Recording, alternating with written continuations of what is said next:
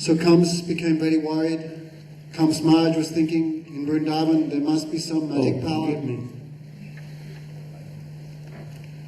There must be something magical in Vrindavan, because no matter how many demons went there, they all went on a one-way ticket and none returned. Therefore, if I can somehow arrange to bring Krishna and Balaram outside of Vrindavan, here to Mathura, then on the excuse of worshipping the bow of Rangeshwar Mahadev, then I can kill them anyhow.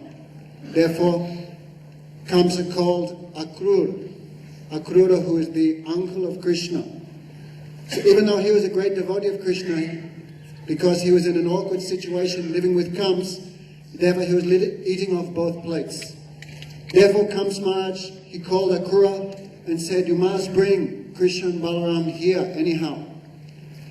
Therefore Akrura, he was thinking in his heart, even though I'm coming here on excuse to arrange for the destruction of Krishna and Balaram, still I am not afraid, because Krishna, he is the Paramatma in the heart of everyone. He understands that I'm really his devotee and well-wisher.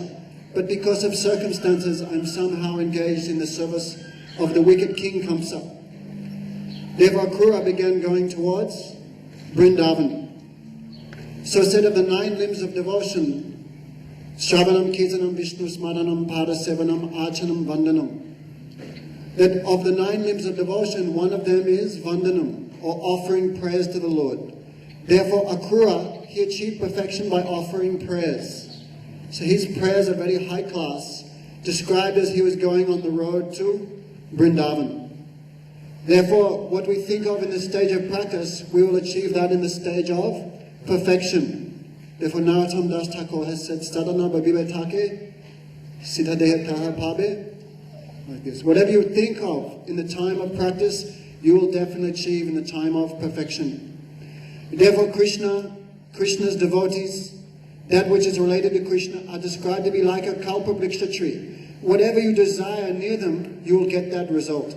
Therefore, we should be very careful what we pray and what we think of when we chant the holy name.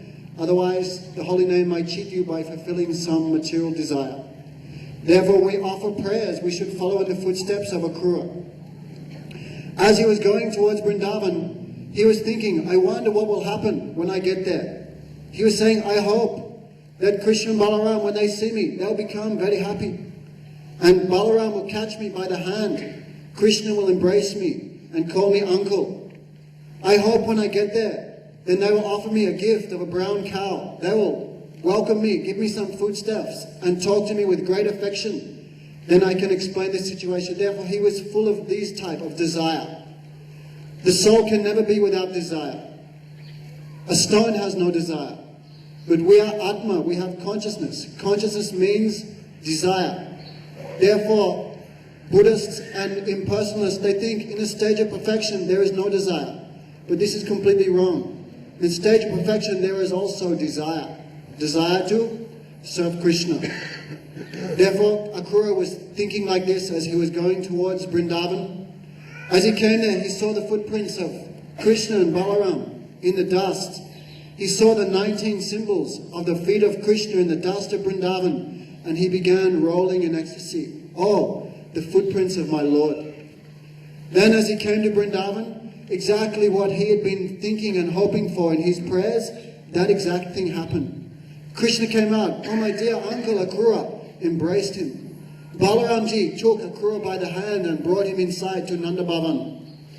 That time Akrura, he began to little bit change the mind of Krishna. Of course, inside Krishna, inside Nanda Nandan, all incarnations are there. Therefore, Dwarkadish Krishna, Mathura's Krishna, also inside there.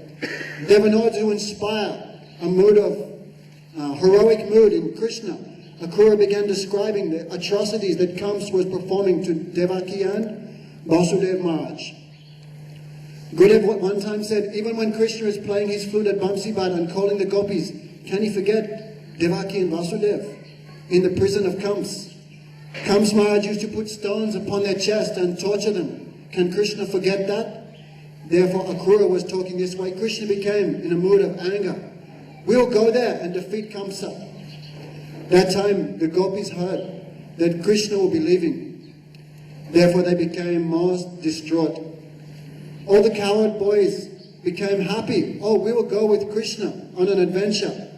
But the gopis became most distressed. The gopis know everything. Therefore they know Krishna goes there, he will not return. Therefore all that night Akrura stayed there, and in the morning he took Krishna and Balaram upon his chariot. Sri Sukadeva Goswami describes it with one hand. Akrura was driving the chariot, and with the other hand he had his arm around the waist of Krishna.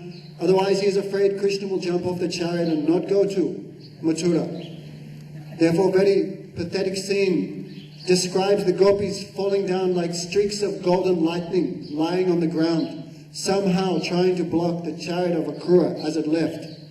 Some gopis tried to throw themselves under the wheel of Akrura's chariot. Some tried to hold the reins of the horses. Some gopis could not even move. Such was their separation from Krishna. They said this is Bhuvan Milan.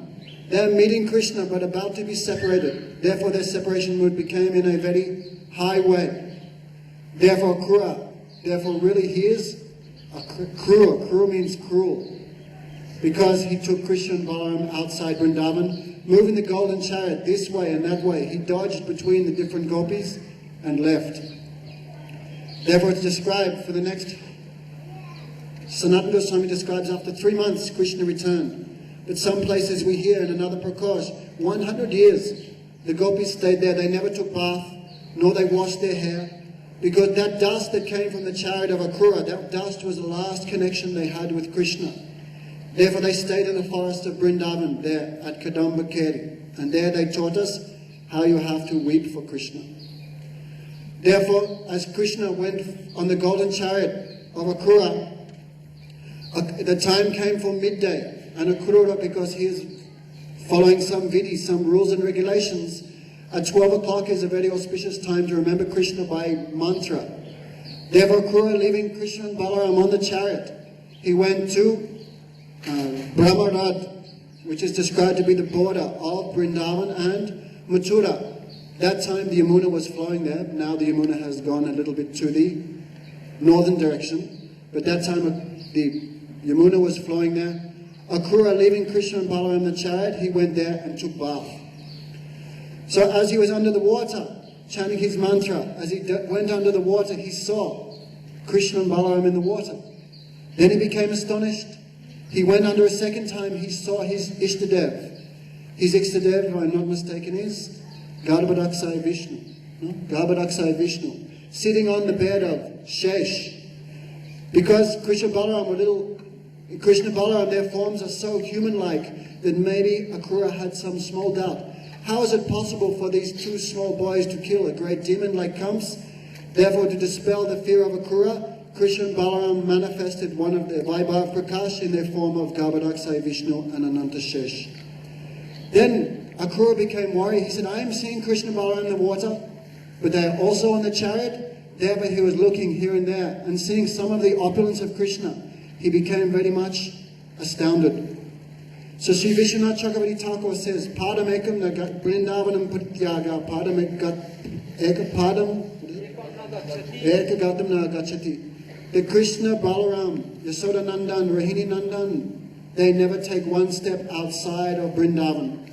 Therefore Sri Vishwanath Chakravarti Thakur says, there at Brahmarad, that Vasudev Nandan, Mathuresh Krishna, and Rahini Nandam, Sankash and Ram, they went onwards with Akrura to Mathura, and the original forms of Krishna Balaram, they returned back to Vrindavan. Therefore the boys, they were thinking, how Krishna will kill such a big demon. Therefore Krishna, to dispel the fear of the coward boys, he manifested a huge form of Vishnu. The boys began laughing. Okay, now we have some confidence. You can kill Krishna Balaram. You can kill Kamsa. Therefore, as soon as Krishna came inside to Mathura boundary, he thought, oh, this vesh, this dress of a cowherd boy is not good dress. I should get some suitable dress of the son of a king, because now my father is Vasudev. Therefore this cowherd dress is not good. Therefore he saw one washerman of Kamsa Maharaj who was washing Kamsa's cloth.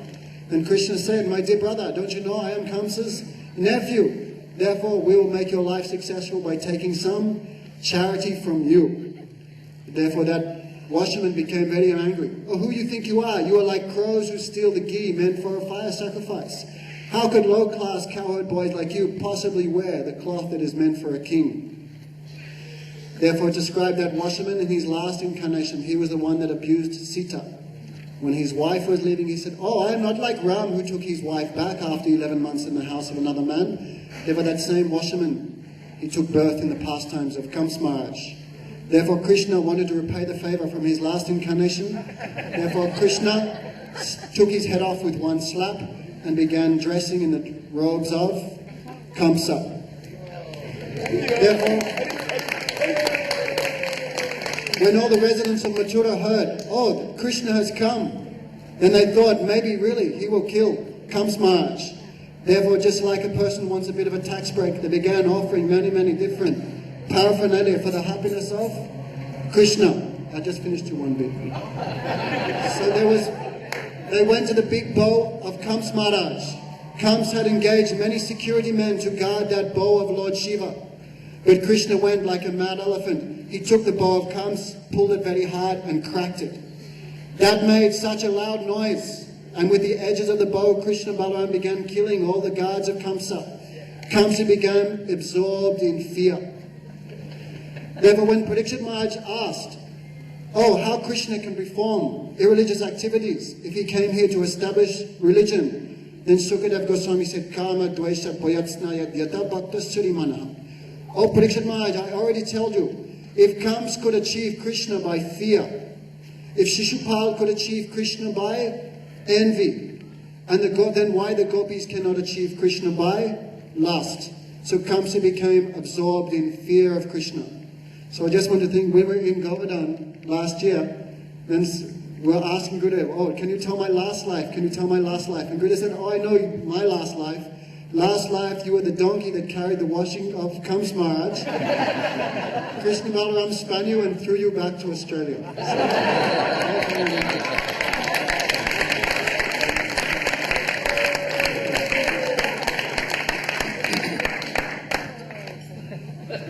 After that, what became Kanu? When he was in arena, after killing Kubalyapi, and he entered in the arena, then what gopis told when Charu Mustik?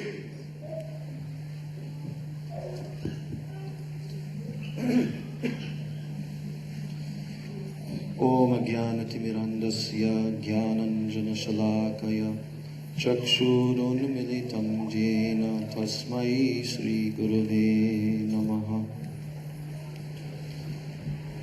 So this morning on the morning walk, we had some udipan. You know what udipan is? Some stimulation. And now I'm understanding why this event took place. Because Sugata Prabhu made a challenge to Brajanath that he would wrestle him right there in front of Gurudev with his arm tied behind his back. Prabhu is here. Sugata?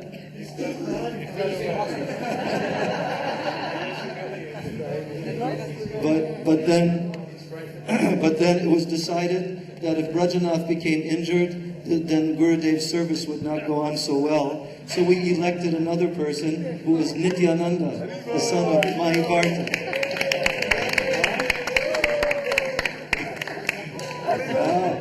So then at the end of Gurudev's morning walk, they all gathered together in the middle. There was a grassy area, and they all prepared themselves, and Shivananda Sain Prabhu was the referee. Srila Gurudev was standing watching, and then they went arm to arm, leg to leg, and in a very short period of time, Nityananda defended him.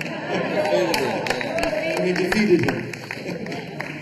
So now I'm standing here, and I have some udipan for the transcendental.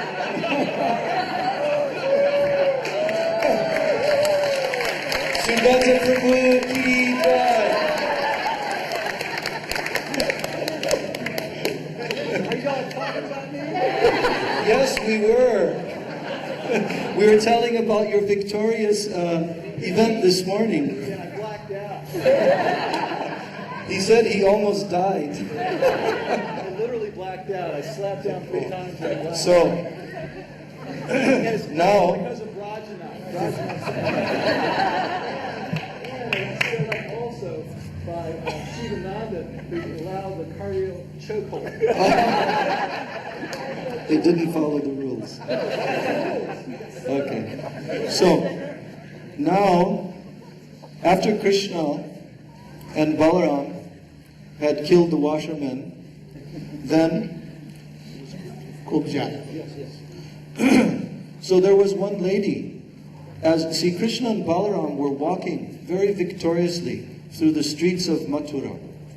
This was actually the first opportunity that any of the Mathura Vasis would have to see these beautiful forms of Krishna and Balaram. Many people, they had heard stories because so many fruit sellers and such had gone from Mathura to Braj, to Vrindavan. So now, Krishna and Balaram, nicely dressed in all the beautiful cloth that they had taken from the cloth from the washermen, and now they proceeded forward through the streets. And as they came through the streets, there was one hunchback lady. Her name was Kubja. She saw Krishna. She became very, very attracted to the beauty of Krishna.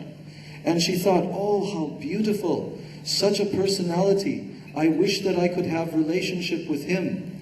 Her heart was attracted to Krishna. And she had some sandalwood pulp. So she came and offered it to Krishna, this sandalwood pulp, and Krishna accepted from her.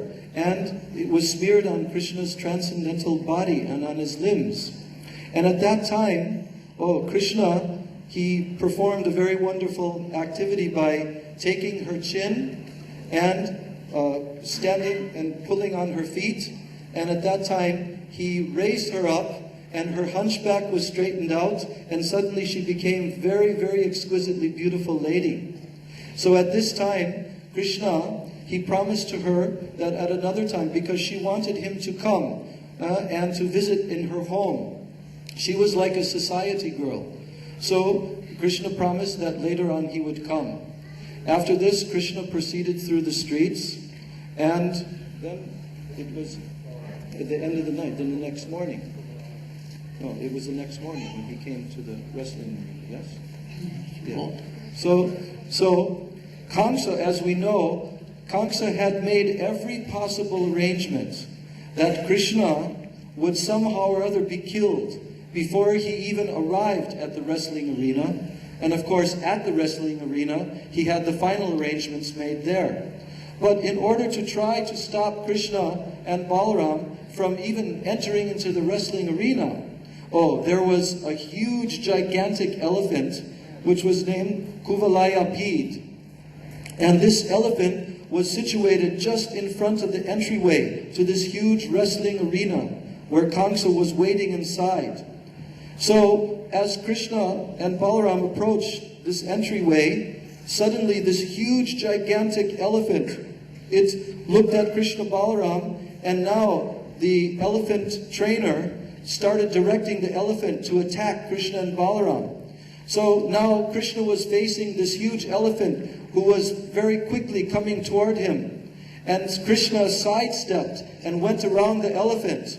And at that time, Krishna, he took the tail of the elephant and pulled the elephant very strongly. Then he climbed up on top of the elephant and killed the elephant trainer. And then he, with his own hands, he killed the elephant. And the elephant crashed to the ground. Now, Krishna and Balaram, in a very victorious way, just like 2 lions will kill an elephant, now they took the tusks of the elephant off of the elephant. And now, with very great jubilation and speckled with the blood of the elephant, now they were decorated beautifully for their entry into the arena, wrestling arena of Kamsa. So each Krishna and Balaram were carrying one of the huge, gigantic tusks on their shoulders. And now Krishna, Balaram, and all the cowherd boys, they began merrily marching and dancing and singing and entering into the wrestling arena. Now as they entered into the arena, there was a huge audience there. So many Mathura Vasis were there. And all different types of people were there. And situated up on a huge throne was the evil King Kansa, and who was watching the entryway, hoping that Krishna and Balaram would not even enter. But now he received the report that even the elephant did not stop them. So Krishna and Balaram, they began to enter into the wrestling arena. And Vasudeva and Devaki in chains were standing there next to Kansa up there. And now Krishna and Balaram entering into the wrestling arena. It was announced that this wrestling will take place. Actually, the cowherd boys, they always wrestle amongst themselves. And so they thought that this would be a very fun activity. And when they came into the wrestling arena, they saw these two wrestlers that Kansa had appointed to wrestle with Krishna and Balaram. And these two wrestlers, they were not ordinary size. They were huge, gigantic, muscular wrestlers. And they were the most powerful wrestlers in the entire kingdom. They could practically take any other human being and snap them in half with their own bare hands. So now, as Krishna entered in, and the people in the wrestling arena, they saw the delicate beauty of Krishna, how his limbs were so soft, so delicate and beautiful looking, and how his lotus eyes were so attractive. And they thought, these two sweet young boys, they will wrestle with these ferocious, gigantic wrestlers? Oh, this is unfair. This is very unfair. They began protesting and protesting. How Kansa was feeling Krishna, how Brajavasis, Yes. how others. Yes. Yes. So as Krishna was entering in, all the different people in the wrestling arena, they were seeing Krishna. And they were, through their eyes, they were seeing Krishna in completely different ways. Why? Because Krishna, he is the supreme center of the entire creation, the absolute truth. And he is also the very support or the foundation of all rasas. So everyone in the arena who saw Krishna entering in, they had their own particular vision of him. Oh, just like the yogis, there were certain yogis in the arena. When they saw Krishna entering in, they thought, oh, here is the Paramatma, the super soul, who we meditate upon. He is walking and entering directly into the arena. Oh, when the various ordinary citizens in the arena saw Krishna, they thought, oh, here is the most powerful king-like personality who is entering into this arena. When Vasudeva and Devaki saw Krishna entering in, they thought, oh, here is our dearly beloved little child. When King Kansa saw Krishna entering, what did he see? Here is death personified, who is entering into this arena. And in this way, all the different people, when the Mathura Ramanis, the very beautiful ladies of Mathura, for the first time, they saw Krishna. And they thought to themselves, this is certainly Cupid himself, the most attractive male personality we have ever seen. And they even began to glorify Krishna. In fact, they glorified the Braja Gopis in so many different ways with so many different verses. And they described that who can possibly imagine the good fortune of the Braja Gopis? Because those Braja Gopis, they are constantly meditating upon Krishna within their heart, and they see him in his original state. Just like a lion which is running through the jungle looks very beautiful. But if you put that same lion into a cage, it is not as beautiful. So how fortunate are the Braja Gopis? Oh, that they have seen Krishna in that condition, in the beautiful forests of Vrindavan. They have danced with him, they have met with him. And the Mathura Ramanis felt like this, that how much more fortunate are the gopis, how much more exalted they are than themselves. And they always glorified the gopis in this way, that in their hearts, Krishna is riding on the chariot of their hearts, Urukrama Chitta Jana, that Urukrama Krishna, who is the performer of all glorious activities, and wonderful pastimes. He is constantly riding in the hearts of the Brajagopis, who perform all of their duties in their homes, constantly singing about Krishna and remembering him. Therefore, he enters within their heart and always remains there. So like this, all the different people in the wrestling arena, they had this vision of Krishna.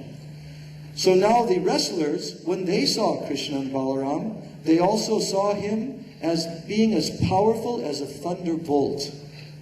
But yet, Krishna looked so very beautiful and young, just like a young teenage boy. So, Krishna and Balaram, they also mentioned to the wrestlers that, oh, we are just young boys and you are such huge, gigantic, grown men, so very strong. Perhaps this is not a very good match. But the wrestlers, they said, but we know how powerful you are, because we've heard about all the demons that you have been able to kill. Putana, huge, gigantic Rakshasi witch, 12 miles long. You killed her, even as a baby. You killed so many other demons, Aristasura, Keshi demon, and so many others. We also heard that you lifted a huge, gigantic mountain. So, therefore, we think that you are well matched with us. So now we should wrestle. Finally, it was decided that they would wrestle, and Chanur and Mushtika, they each had the opponent of Krishna and Balaram. So now, when the wrestling match, the signal came to begin the wrestling match, then immediately Krishna went arm to arm, leg to leg with, I don't know, Chanur or Mushtika. And then Balaram, he went arm to arm, leg to leg with the other. And they were pulling and they were pushing one another. And in this way the wrestling was going on. And the huge, gigantic wrestlers were trying with all of their might to completely tear apart and rip apart Krishna and Balaram. They were trying to beat them with their fists. But in this way, Krishna and Balaram, they showed their power and their strength. And within a very short time, Krishna and Balaram grabbed Chanur and Mushtika, wheeled them around, threw them down on the ground, and immediately their life was lost. And now Krishna turned and he faced Kamsa. And you can imagine now how much Kamsa was terrified, because every attempt he had made failed completely. Now Kamsa was trying to call all of his guards to come and arrest Krishna and Balaram. But Krishna, he began to stalk, just like a lion will stalk in the jungle. And he proceeded directly toward Kamsa. And Kamsa was standing there on the top, up above. Krishna quickly climbed up there, jumped up on the top. He grabbed Kamsa in his hands and he threw him onto the ground by his hair. And Krishna jumped down on top of him, began to beat him, and immediately Kamsa lost his life. This was Kamsa, who had terrified everyone, the entire kingdoms. He had conquered all different kings by his great powers. And now Krishna, just very easily, he threw Kamsa down and killed him, and that he was finished. Then the other soldiers, they also tried to come, and Krishna and Balaram finished all of them. So finally, at this time, all the people in the arena, some of them, they were crying out loud, aghast with this scene. But most of them were rejoicing, because Kamsa was such an evil king. And now Krishna and Balaram, they came before their mother, Vasudeva and Devaki, who were standing there. And Vasudeva and Devaki, now their hearts became overwhelmed with paternal affection for Krishna and Balaram. They took their hathakdi, bedi, and everything else. They took away the chains on their hands, and now Vasudeva and Devaki began to embrace Krishna and Balaram.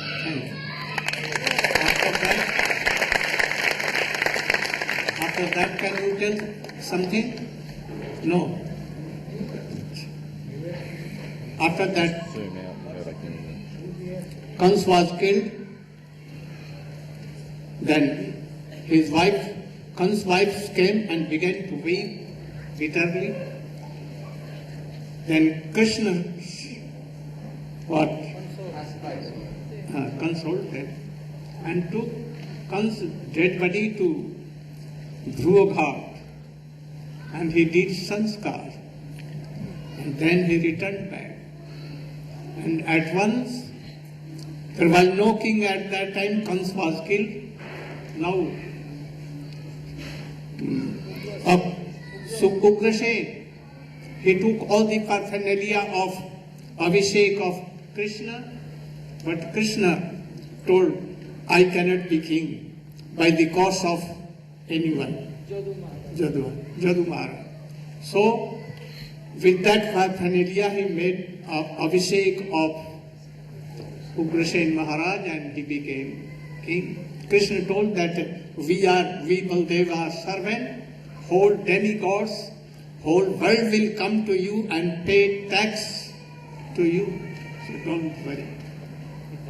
After that, anyhow, in the evening, Krishna and Baldev went to Nanda Baba, who was staying nearby Jamuna river, out of the town. He was waiting that when Balram Krishna will come. But all Mathura Vasi, Devaki Vasudev, all are telling, oh, you are my son. You are, your father or mother is Devaki and Vasudev. You cannot go to Vrindavan again. Anyhow, they came. Nanda Baba was waiting. Krishna told Baba, now all the sons of Devaki and Vasudeva are killed.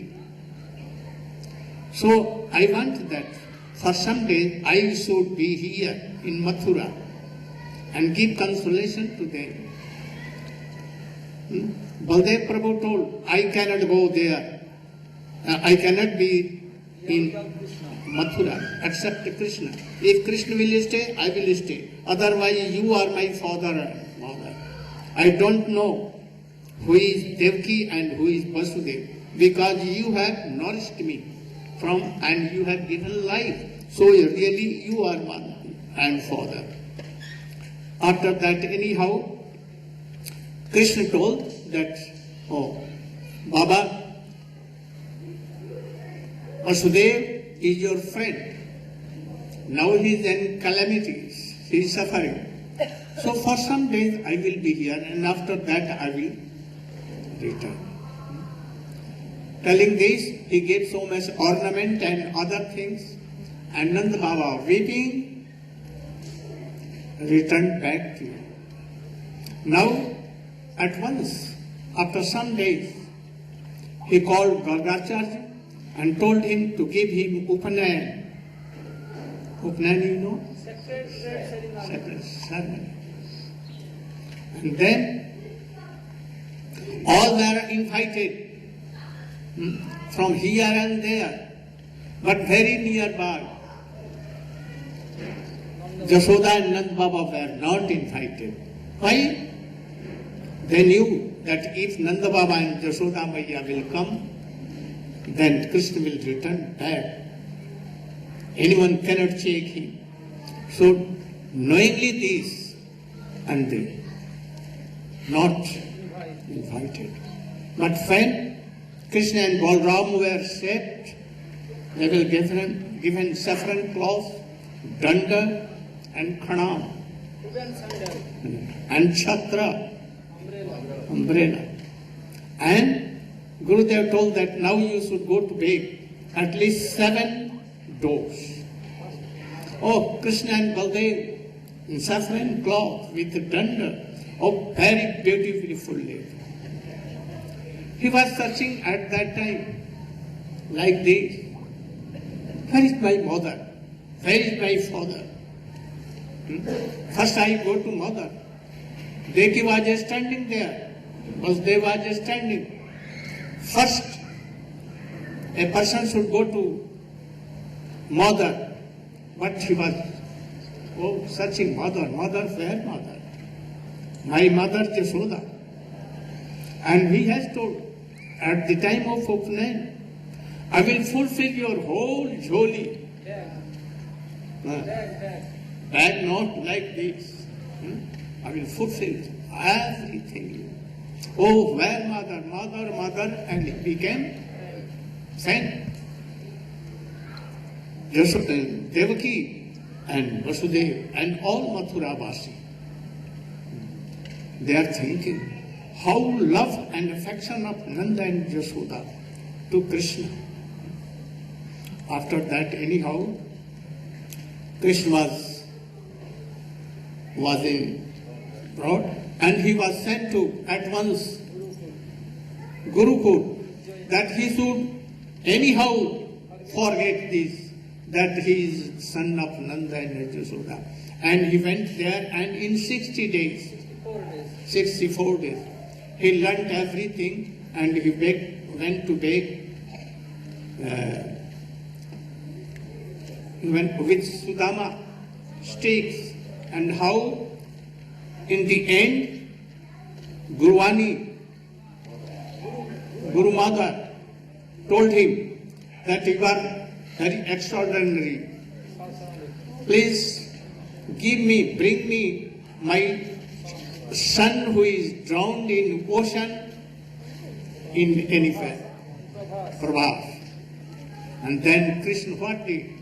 Miraculously with Baldev he went and he brought his son. And he was Madhumangal. Madhumangal. In this way, now the question comes. Krishna returned to Vrindavan. By this form he could not. Though he is always in Vrindavan, but not in this form, in Uppercut Leela. And from there he went to Dwarka. Never returned. He has promised with the gopis, I say, in day or today, parso, I must come. And that is why gopis and Brajavasis are keeping their life that he must come because he has promised and he is Satya Sankalpa. He must come. So, anyhow they are. Now the question that anyone, Krishna,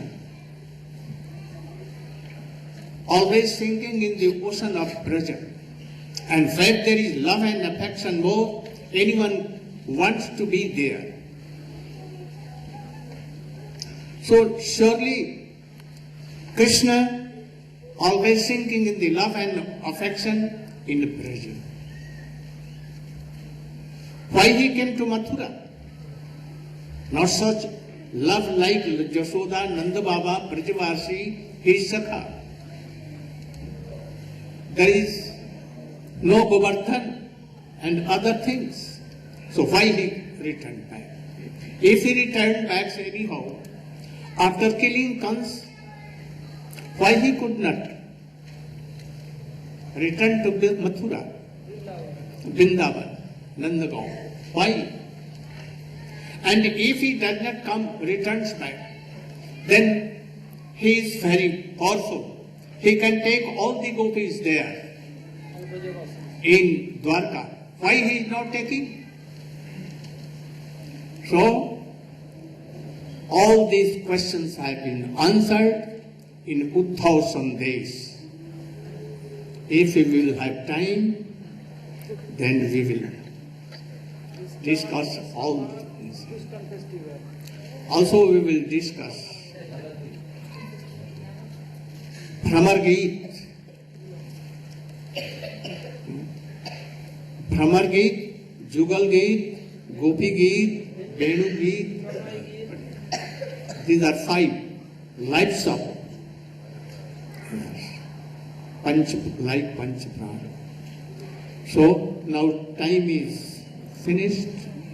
So we want to finish here, and anytime again next year we will try to explain the Dwarka Leela, how he defeated Kansa, how Mahabharata, and how all other happenings we will describe.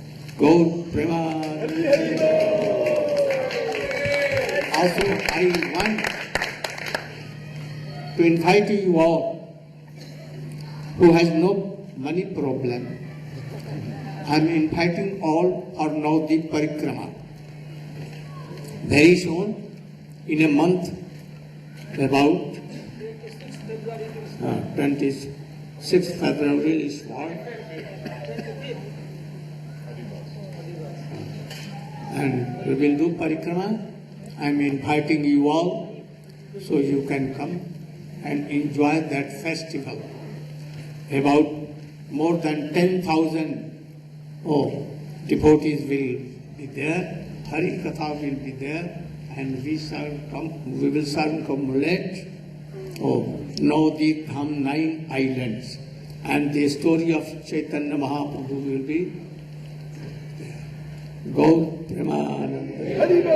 Now, Shaman Kumar should come, and who have helped it in this festival. I want to give them thanks and my heartily blessing. I feel that this festival is successful. All this sannyasi. Amagan Timarandasya Ganandana Salakaya Jaksu Amilitam Jina Tasme Shri Gurudev Namaha. So Srila Gurudev has ordered me to stand up here and speak something about the reasons for Mahaprabhu's descent and the teachings he made in his descent. But before I begin, please allow me to offer hundreds of Dandavat pranams to Srila Gurudev and to all the devotees here who are much more advanced than me. When I look in the crowd, I can see many senior God brothers and God sisters, so yeah, thank you. I think if you're going to understand the reasons for Mahaprabhu's descent, it is important. Well, actually, first, if you're going to understand what Mahaprabhu spoke and what he taught and the lessons we are to derive from his descent, we need to understand why he came. From Srila Gurudev's teachings, we know that there are both internal and external reasons for his descent. Internally, we know that to love God is so joyful and so beautiful and so ecstatic that the Lord himself wanted to taste what it was like to love God. So he adopted the mood of Srimati Radhika and descended and took her complexion so that he was able to relish this. But this is the internal reason. The external reason for his descent is he came to give what no other incarnation of the Lord has ever given before. Sometimes the Lord comes and he is very in Aishvara mood and very fierce, but in the mood of Mahaprabhu, he came to give love of God, or not Ajvala Prem. He came to give the holy name. In this age of Kali Yuga, we're very fallen, and there's not so many things that we can accomplish. However, we can chant the holy name, everybody. And everybody has in their heart an undiscovered treasure that can be released. This flow of love of God can be released by chanting the holy name. And so this is what Mahaprabhu came to give. Love of Radha and Krishna conjugal. So when he came with these reasons, he gave certain teachings. And the teachings he gave is one, by his practice and by his example. He was a perfect sannyas. The other teaching he gave is the distribution of the holy name. Everywhere. We know that he came across Jagai and Madai. We're all like Jagai and Madai actually. They were running around and they were behaving terribly. But Mahaprabhu still gave the holy name because he is so merciful. And we know that he gave this holy name so that we can attain bhakti. And Srila Gurudev the other day was describing to us what is bhakti. And he said he wants us to understand what is bhakti. He talked about the gradations of bhakti. And Gurudev told us we need to understand what is bhakti for two reasons. One, so that we are not affected by any misconceptions about what our goal is. And two, so that we are able to know what our goal is. In many ways, I was thinking when he was saying this, in many ways the mind is like a courtroom. And the issue, it's true, and the issue is how to be happy. If in court one lawyer gets up and says, oh, you should do this just because, and gives no reason, then the judge will go, this is rubbish, get out, you have no authority, you have no reasoning. However, Srila Gurudev is like the best advocate, and he is the advocate in the courtroom of our mind, and he is saying, you should do this and you'll become happy because A, B, C, because this is bhakti, this is what will make you happy. Not this material life, not our relationships, not this body, what will make you happy is love of God. And this is why we need to understand the gradations of bhakti. This is what Mahaprabhu came to give, and it's within all your hearts, and Srila Gurudev is travelling to unlock the treasure of your heart, to give up our foolish ways, and with our mind and our body and our heart, chant the holy name and try to serve Gurudev as best as possible.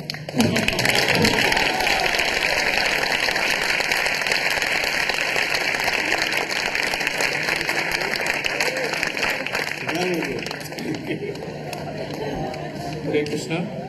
We like to preach.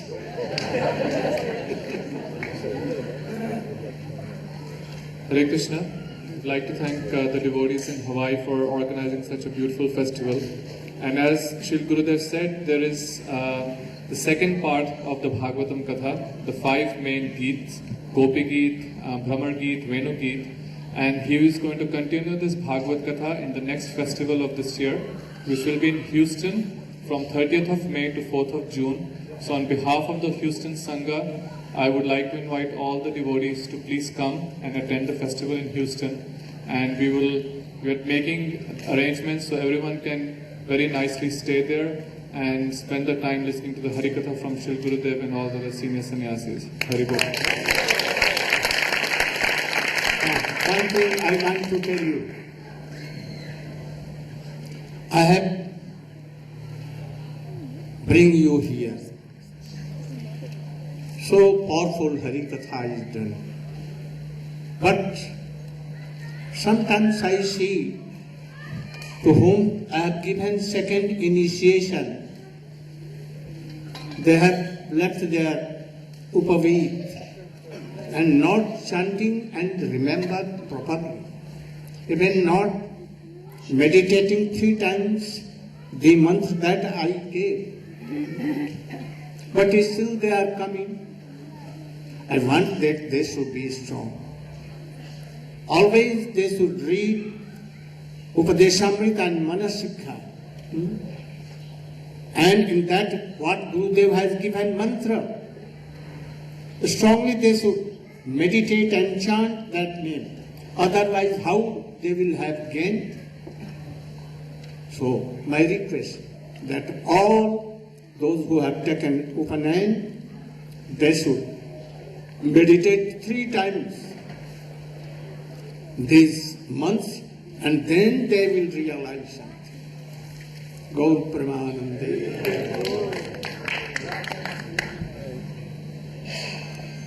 Drama player, be ready. Hare Krishna. So Srila Gurudev has asked me to stand up and thank all those devotees, everyone who's involved in organizing this wonderful festival. So obviously, first of all and foremost, I'd like to express my gratitude from the bottom of my heart, also on behalf of all the devotees here in Hawaii. I'm sure all the devotees who have come here, and all the devotees who are watching around the world via webcast. Thanks so much to Srila Gurudev for coming and providing this wonderful inspiration for the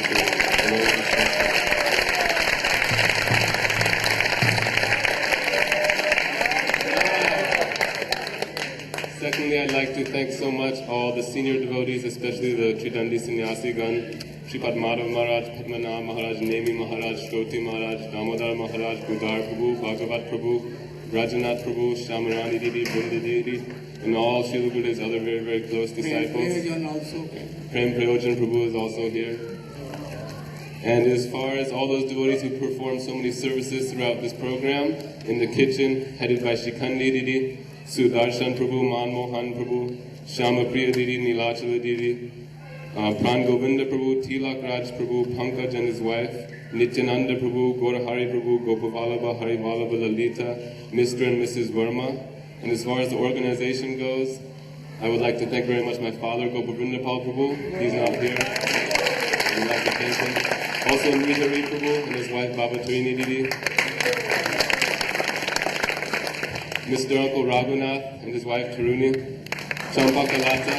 And Chandrika Didi, who had the hardest job in the whole program, collecting festival fees from all the devotees. So on her behalf, as well as my behalf, I'd like to apologize to all the devotees if there was any offense in collecting these fees. It was a very difficult task.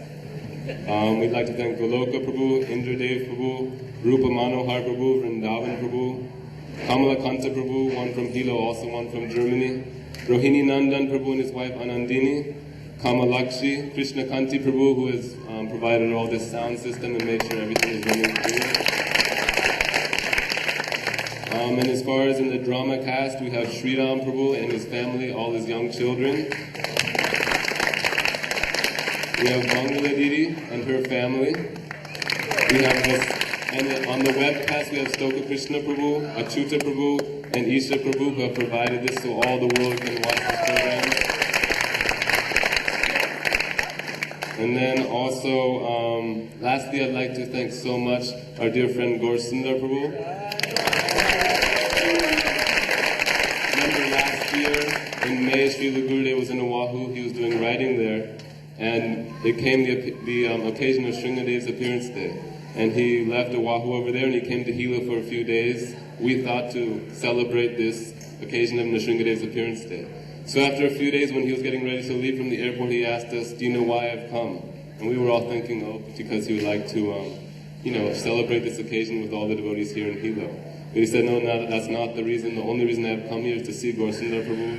So I'm so thankful that Gaur Sundar Prabhu is here, because I know it's a very, very big inspiration for Srila Gurudev to come here and to perform this Vyasa Puja festival now for 3 years, 4 years, and hopefully many, many years into the future. So I hope that we can host Srila Gurudev for this occasion, as well as all the devotees. I hope you all can come every year for many years into the future. Thank you very much.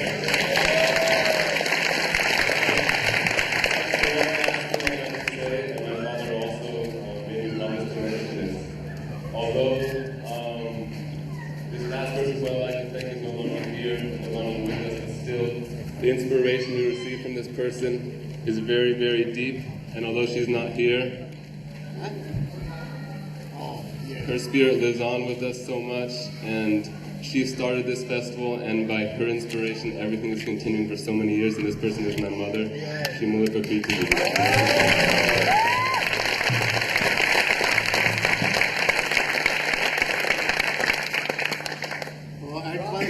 Drama play. I just received the information that, as you know, you're being heard all over the world, all over Africa and Asia and America and India. We just heard that even Premananda Prabhu in Mathura has the whole group there watching you right now.